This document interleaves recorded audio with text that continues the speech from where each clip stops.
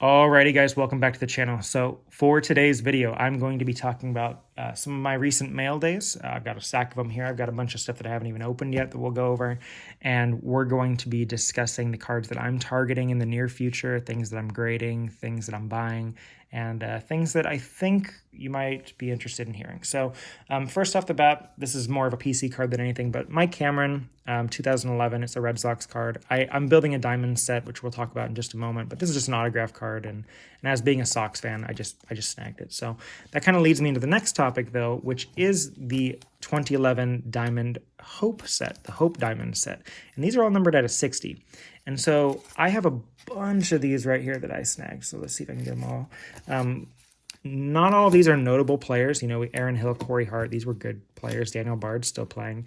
But the reason that I'm snagging all of these is because you can get all of this for like $3-4. Like, I'm not paying more than $4 for like any of these cards, except for the Lance Berkman. I think I paid 15 for it. But all these cards you can get pretty affordable, and people are going to be interested in getting these cards in the near future. And I'll tell you why.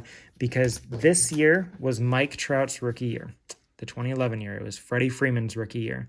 This was Jose Altuve's rookie year, Aroldis Chapman. It was one of the biggest rookie classes of all time.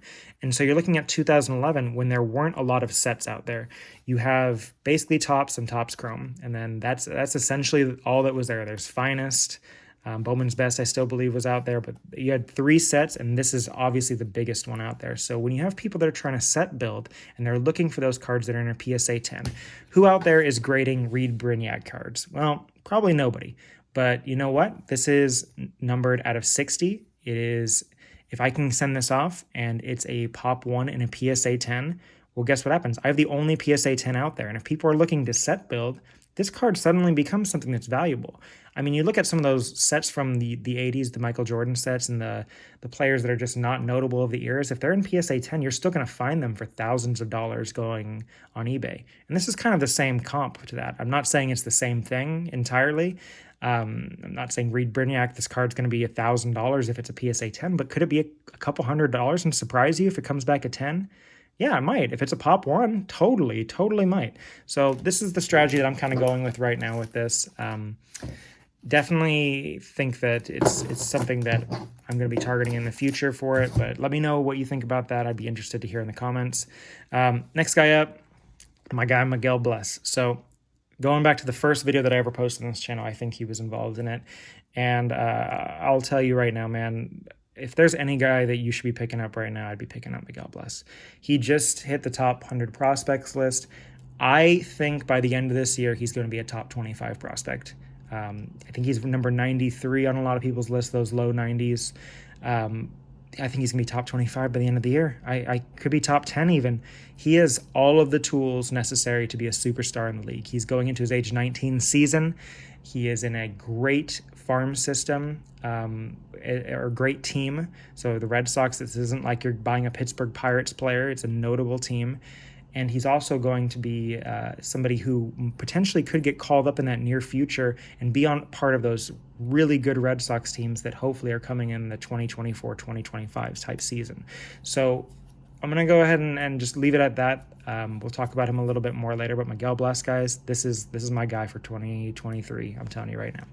Another one that I'm really high on, CJ Abrams. He kind of came up and was not super successful in his first season in the big league. He got traded to Washington, which obviously is going through a massive rebuild, but I think it could be expedited, and CJ Abrams could be a core player of that. I mean, he's still going into, his age 23 season, 22 season.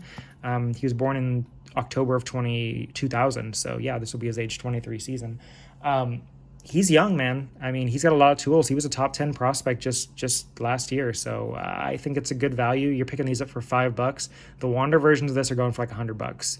I mean, I don't think there's a lot of room for the Wander on that, unless he has an MVP type season, which I kind of think he might. But CJ Abrams, good low value pickup, $5-10. You can get some of these type of cards. I would. Andres Gimenez, I've talked about him.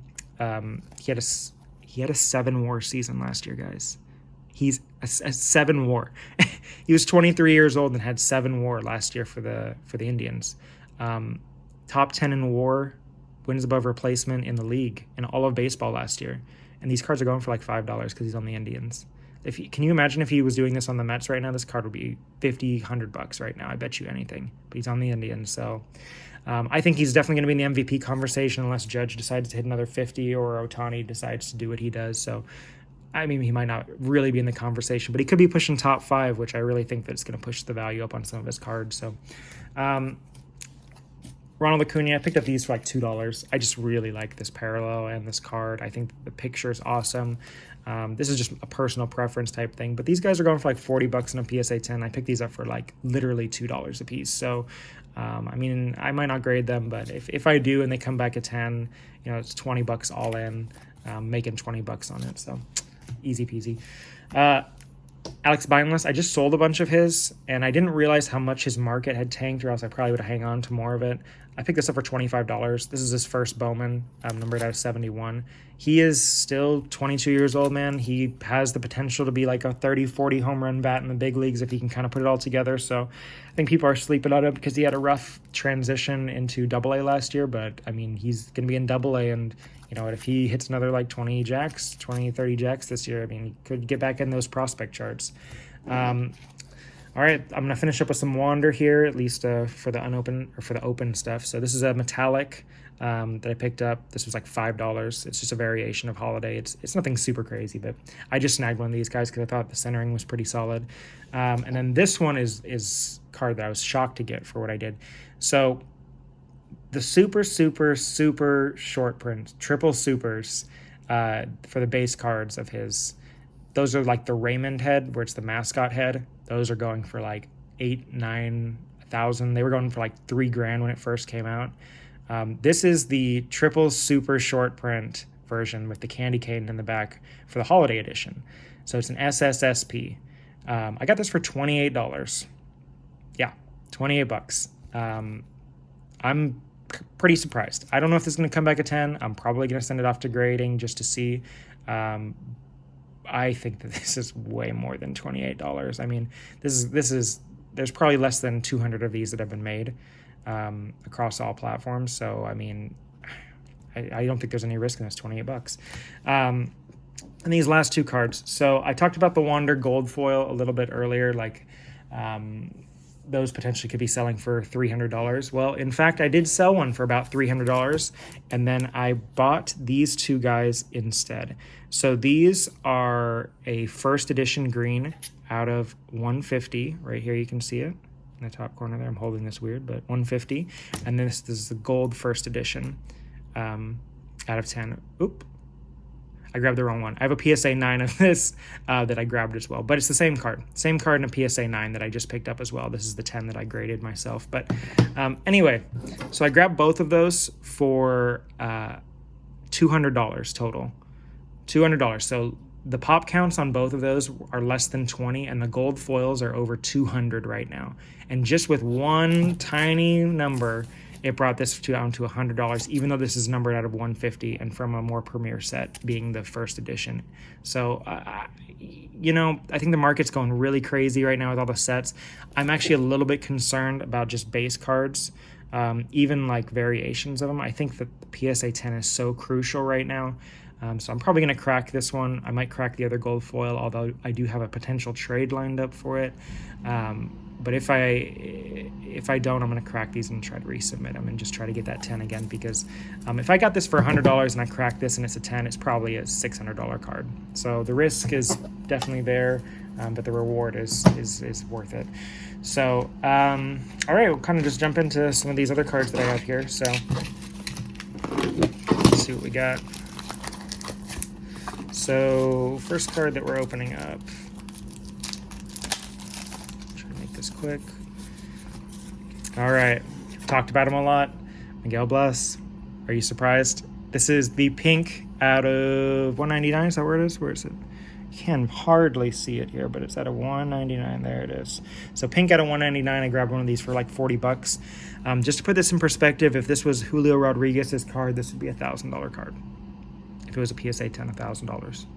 So pick this up for $40. I'm not saying he's going to be Julio, guys, but if he's Julio, $1,000. So next one up, let's see what we got here. Try to get some of this stuff out of the way.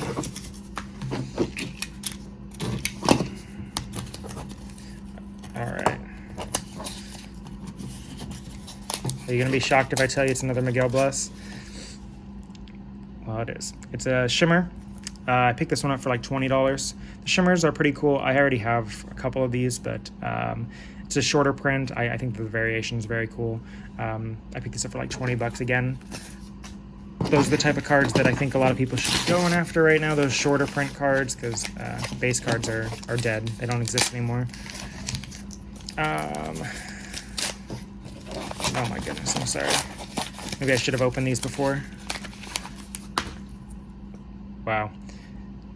Aqua PSA 9 out of 125. Again, this could be a candidate for cracking, although it is off center. I think it's off center top to bottom and left to right. So actually, you know, I'm probably not going to crack this. Definitely not. But definitely a cool card to have. Again, we're kind of fitting the same theme here. I actually don't remember if these are all Miguel Bless cards, but if they are, I mean, at least I'm sticking to my own theme here, right? You know, I'm backing up what I'm talking about. I'm buying what I'm telling you to buy. There we go. There's another one. This one's also out of 199. It's that shimmer. This one is just the numbered version out of it. 199 pink, fuchsia. And last one. Let's see.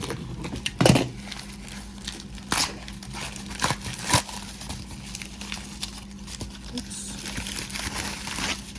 All right. And shocker. Another Miguel Bless. Well, okay, I actually, to be honest, I really didn't realize this entire order was all Miguel Bless, or else I probably would have said or opened these all up beforehand, but I'm putting my money where my mouth is, guys. You know, these are the cards that I'm picking up right now. These are the cards that I think people should be trying to snag.